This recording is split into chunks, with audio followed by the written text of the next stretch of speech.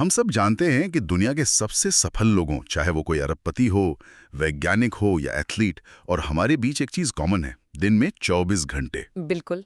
तो फिर फर्क कहाँ आता है?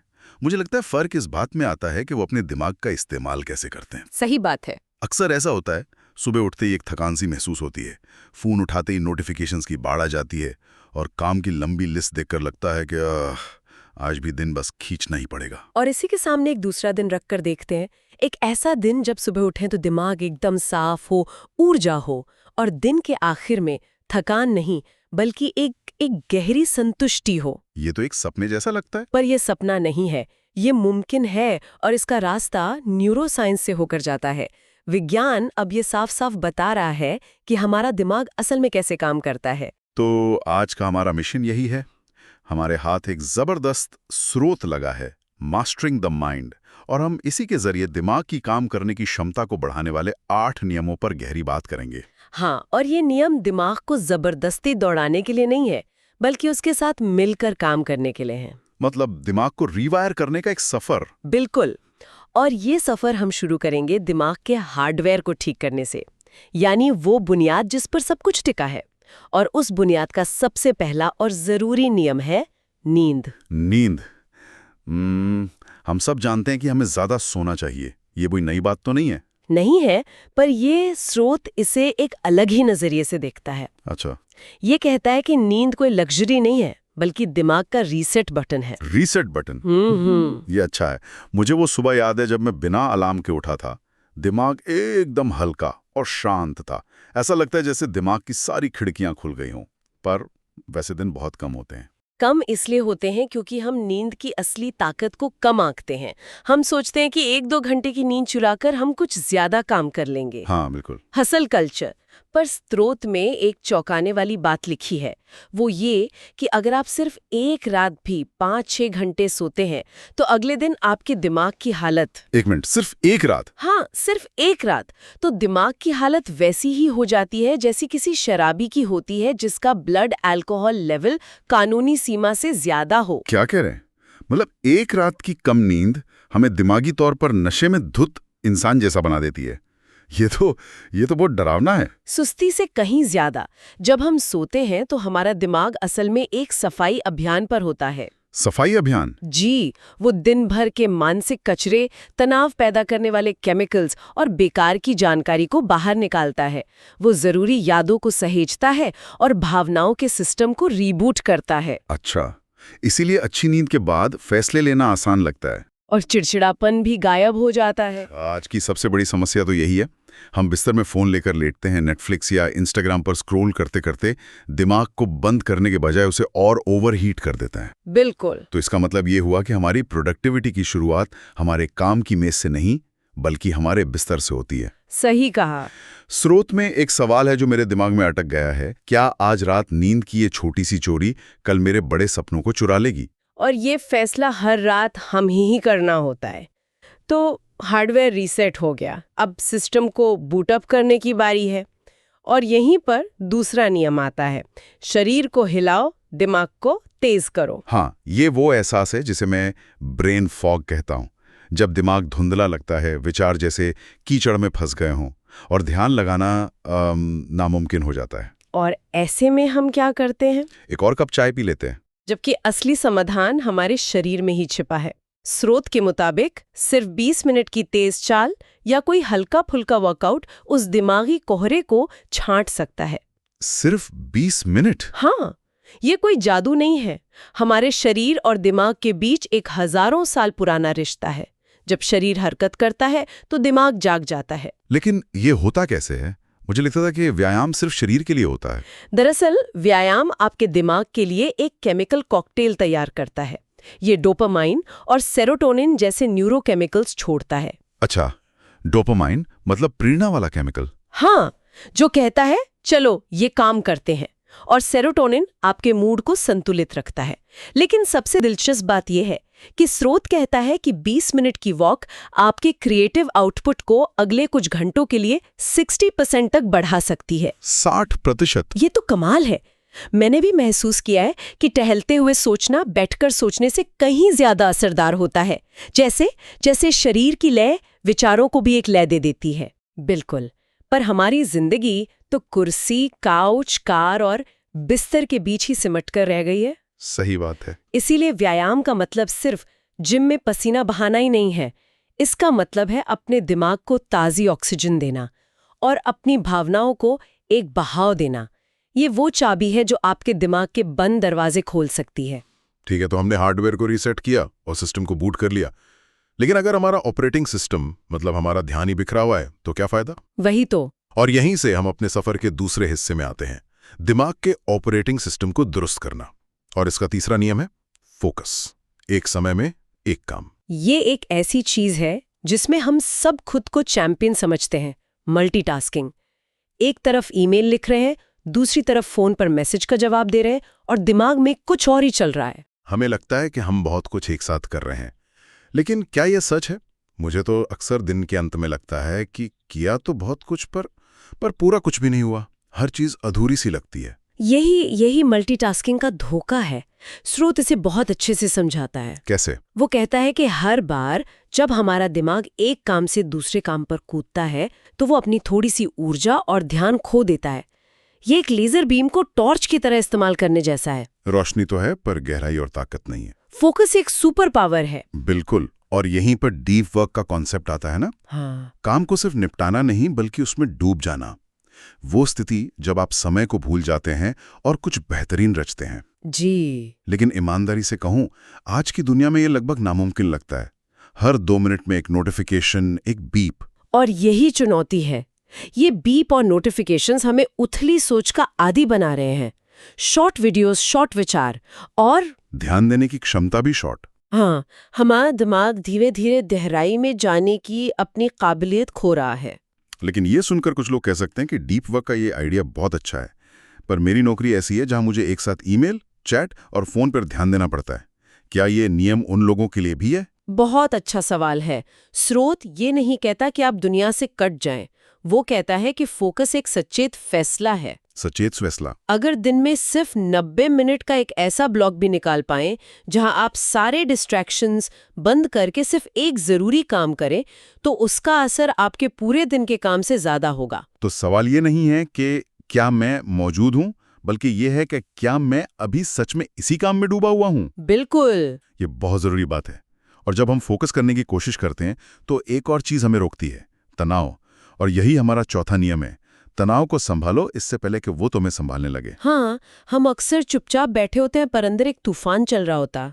सही कहा। तनाव की सबसे खतरनाक बात यह है कि वो चुपके से आता है। हम उसे काम का प्रेशर कहकर सामान्य मान लेते हैं और उसके साथ जीना सीख जाते हैं। हाँ, ये होता है। लेकिन असल में वो दीमक की तरह हमारी दिमागी ऊर्जा को अंदर से खा रहा होता है। ये हमारी सोचने की रफ्तार धीमी करता है, फोकस को कमजोर करता है और हमारे फैसलों में डर घोल देता है। तो क्या तनाव हमारा दुश्मन है? नहीं, स्रोत एक बहुत दिलचस्प बात कहता है। तनाव दुश्मन नहीं बल्कि एक सिग्नल है। सिग्नल? ये आपके दिमाग की चेक इंजन लाइट है जो बता रही है कि सिस्टम में कुछ गड़बड़ है। और जब हम इस सिग्नल को सुनना सीख जाते हैं तो हम इसे मैनेज कर सकते हैं। और इसे मैनेज करने का तरीका क्या है? 3 आसान कदम। पहला, जब भी बेचैनी महसूस हो, रुके, बस सब कुछ रोक दें और खुद से पूछें, मुझे इस वक्त किस चीज की जरूरत है। अच्छा। दूसरा, हरकत करें, टहलें, स्ट्रेच करें। जब शरीर चलता है तो रुकी हुई भावनाएं भी बहने लगती हैं। और तीसरा, अपनी उम्मीदों को रीसेट करें। ये याद रखें कि आप इंसान हैं, मशीन नहीं। हर वक्त परफेक्ट रहने की कोशिश करना ही सबसे बड़ा तनाव है। मतलब अगर इस सिग्नल को नजरअंदाज करते रहे तो एक दिन ये सिस्टम हमें ही बंद कर देगा। बिल्कुल। तो अब हमारा हार्डवेयर ठीक है, ऑपरेटिंग सिस्टम भी दुरुस्त हो गया। अब बारी है कुछ एडवांस एप्लीकेशंस की, यानी वो तरीके जो हमारी क्षमता को और भी ज्यादा बढ़ा सकते हैं। हाँ। और यहीं से 5वां नियम आता है, याद रखने के लिए दोहराओ। मैं इसका सबसे बड़ा शिकार हूं। मैं कोई शानदार वीडियो देखता हूं, लगता है सब समझ आ गया, पर अगले दिन कोई एक बात भी याद नहीं रहती। इसे मैं इंटेलेक्चुअल टूरिज्म कहता हूं। ये बहुत सटीक शब्द है और ये हमारी कमजोर याददाश्त की निशानी नहीं है। तो फिर क्या है? ये इस बात का सबूत है कि हमारा दिमाग काम कैसे करता है। दिमाग एक बार में सीखी हुई चीजों को याद नहीं रखता, वो पैटर्न से सीखता है। उसे दोहराव चाहिए। मतलब दिमाग एक मांसपेशी की तरह है। हाँ, एक बार जिम जाने से सिक्स पैक नहीं बनते, वैसे ही एक किताब एक बार पढ़ने से जिंदगी नहीं बदलती। गानों का उदाहरण कितना सही है। हम उन्हें याद करने की कोशिश नहीं करते, फिर भी वो हमें याद रहते हैं। क्योंकि हम उन्हें बार बार सुनते हैं। आज की समस्या यही है कि हम हर रोज नई जानकारी तो ले रहे हैं, पर उसे दोहरा नहीं रहे। हम प्रेरित तो हो जाते हैं, पर रूपांतरित नहीं हो पाते। एक अच्छा विचार सुना, अच्छा महसूस किया और अगली रील पर स्वाइप कर दिया। वही तो, वो विचार वहीं हवा में खो गया।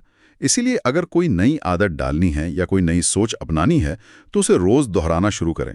उसे लिखें, जोर से बोलें, उसे पढ़ें। दोहराव ही जानकारी को याददाश्त में बदलता है और याददाश्त ही एक्शन में बदलती है। ठीक है, अब आते हैं नियम नंबर 6 पर। विजुअल्स टेक्स्ट को हरा देते हैं, यानी तस्वीरें शब्दों से ज्यादा ताकतवर होती हैं। इसे ऐसे समझते हैं, जब आप कोई लंबा पैराग्राफ पढ़ते हैं तो आपका दिमाग एक एक शब्द को डिकोड करता है, उनके मतलब समझता है और फिर उन्हें जोड़कर एक पूरी तस्वीर बनाता है। इसमें तो बहुत दिमागी मेहनत लगती है। हाँ, लेकिन जब आप एक तस्वीर या इन्फोग्राफिक देखते हैं तो आपका दिमाग सारी जानकारी, रंग, भावना, मतलब एक साथ एक झटके में प्रोसेस कर लेता है। ये तो वैसा ही है जैसे किसी फर्नीचर को जोड़ने के लिए सिर्फ लिखी हुई इंस्ट्रक्शंस मिलें और दूसरी तरफ एक डायग्राम मिल जाए। बिल्कुल, डायग्राम देखकर काम कितना आसान हो जाता है। तो हम इसे अपनी रोज की जिंदगी में कैसे इस्तेमाल कर सकते हैं? बहुत तरीके हैं। अपने नोट्स में डायग्राम और माइंड मैप्स बनाएं। अपने विचारों को सिर्फ लिखें नहीं, उन्हें स्केच करें। और अपने लक्ष्यों के लिए एक विजन बोर्ड बनाएं। Vision board? हाँ, जब आप अपने लक्ष्य को रोज एक तस्वीर के रूप में देखते हैं तो वो सिर्फ एक सपना नहीं रहता, बल्कि एक जीती जागती हकीकत बन जाता है जिसे आपका दिमाग पाने के लिए काम करने लगता है। और अब 7वां नियम, जो शायद इन सब में सबसे गहरा है। भावनाएं एक्शन को जन्म देती हैं। मुझे लगता है हम अक्सर ये भूल जाते हैं। हम सोचते हैं कि हम सारे फैसले तर्क और लॉजिक से लेते हैं, जबकि सच्चाई ये है कि लॉजिक हमें सोचने पर मजबूर करता है, पर एक्शन लेने की ताकत वो भावनाओं से ही आती है। भावना वो अदृश्य ईंधन है। हाँ, जो किसी भी काम के पीछे आग लगा सकता है। जब किसी काम से हमारा दिल जुड़ जाता है तो हम बिना थके घंटों काम कर सकते हैं, लेकिन अगर मन ना लगे तो 15 मिनट का काम भी पहाड़ जैसा लगता है। लेकिन बड़े और जरूरी फैसले तो बिना भावनाओं के ठंडे दिमाग से लेने चाहिए ना? यही तो सबसे बड़ा भ्रम है। स्रोत कहता है कि हमारी समस्या ये है कि हम अपने कामों की योजना बनाते वक्त सिर्फ क्या और कैसे पर ध्यान देते हैं, हम क्यों को भूल जाते हैं। वो गहरा भावनात्मक कारण। हाँ, जो उस काम के पीछे छिपा है। एक माँ, एक सैनिक या एक कलाकार सिर्फ रूटीन फॉलो नहीं करते, उनके हर एक्शन के पीछे एक मजबूत भावना होती है। तो इसका समाधान ये है कि अपने हर जरूरी काम के पीछे एक भावनात्मक क्यों ढूंढे। हर लक्ष्य को एक कहानी से जोड़ें, चाहे वो खुशी की हो, दर्द की, गर्व की या किसी अधूरे सपने की। जब आपका क्यों दिल से आएगा तो कैसे अपने आप आसान हो जाएगा। मतलब अगली बार जब कोई काम टालने का मन हो तो खुद से पूछना है, इस काम से मेरी कौन सी भावना जुड़ी है। बिल्कुल, जब वो कनेक्शन मिल जाएगा तो प्रेरणा कहीं बाहर से नहीं लानी पड़ेगी। और अब आखिरी और 8वां नियम, दिमाग को ब्रेक की जरूरत है। मुझे ये सुनकर थोड़ी राहत मिली, क्योंकि हम सब खुद से एक मशीन की तरह काम करने की उम्मीद करते हैं, बिना रुके, बिना थके। हाँ, और जब दोपहर में 3 बजे के आसपास हमारा दिमाग थक कर काम करना बंद कर देता है तो हमें बुरा लगता है। हम सोचते हैं कि हमें विल पावर की कमी है, और फिर हम और ज्यादा मेहनत करने की कोशिश करते हैं और नतीजा और खराब होता है। सही कहा। वाह, ये सुनकर तो ऐसा लगा जैसे आपने मेरी ही कहानी कह दी। मैं हमेशा सोचता था कि ये मेरी निजी नाकामी है, लेकिन ये स्रोत बताता है कि ये मेरे दिमाग का प्राकृतिक डिजाइन है। हाँ, स्रोत में अल्ट्राडियन रिदम का जिक्र है। ये हमारे दिमाग का एक प्राकृतिक चक्र है। अच्छा? हमारा दिमाग हर 90 से 120 मिनट के फोकस वाले काम के बाद थक जाता है। ये उसकी बैटरी खत्म होने का सिग्नल है। उस वक्त उसे 10-15 मिनट का एक छोटा सा ब्रेक चाहिए होता है, रीसेट होने के लिए। तो ब्रेक लेना समय की बर्बादी नहीं, बल्कि बेहतर वापसी की तैयारी है। जो दिमाग 90 मिनट बाद धीमा हो गया था, वो 10 मिनट के ब्रेक के बाद दोगुनी रफ्तार और स्पष्टता से लौटता है। बिल्कुल सही।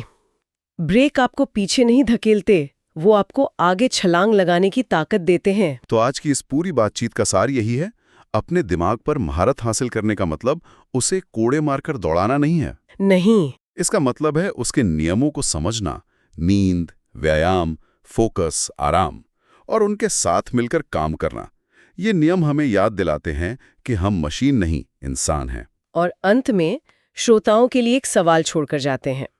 स्रोत में काम से ब्रेक लेने की बात तो की गई है, लेकिन क्या आज की असली चुनौती सिर्फ काम से ब्रेक लेना है, या उस जानकारी और नोटिफिकेशंस की लगातार बौछार से ब्रेक लेना है जो हमारे दिमाग को सच में कभी शांति नहीं होने देती? अब भी नहीं, जब हम काम नहीं कर रहे होते। हाँ, हमारी सोचने की क्षमता पर इस छिपी हुई थकान का आखिर क्या असर हो रहा है?